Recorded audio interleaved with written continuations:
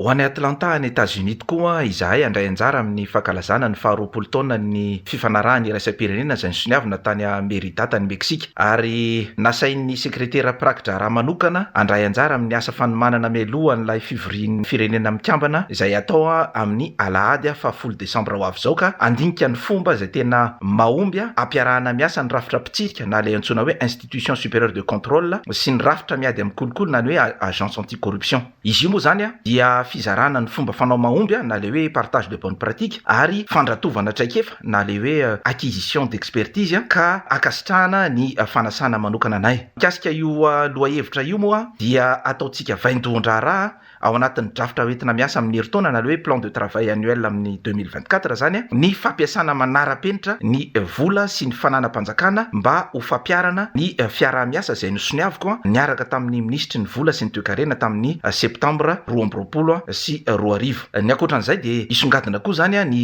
fandraisan'ny Bianco anjara any Atlanta satria ny zoma 15 ny volana Desambra dia asain'ny namana lehibe ny rafitra miady amin'ny kolokolo ety Afrika isolotena azy ireo izahay amin'ny lohabary endasy izay mikasika ny fombafomba sy ny paikady miavaka sy nahita mpahombiazana zany aty Afrika eo amin'ny zany ady amin'ny kolokolo zany. Velabelariko manokana mandritra io lohabary endasy io ny fomba fiasa mampanao na le mode opératoire faire ho fampitompona ny ady amin'ny kolokolo izay voizin'ny Bianco eny anivon'ny tanora RHI. Anisan'ny mahakevoka antsika io antsoina hoe fierté nationale moa zany na hoe fierté malgasy satria raha marisarisa aloha ny fampiarana ny lalàna na dia manao ny ainy tsy ho zavatra ary ireo rafitra mpanenjika dia ny fanapariahana ny fandavana kolokolo kosa noho ny finiavan'ny tanora itsipaka marindrano ny lova kolokolo izay tian'ireo ray aman-dreny mpanao izany atao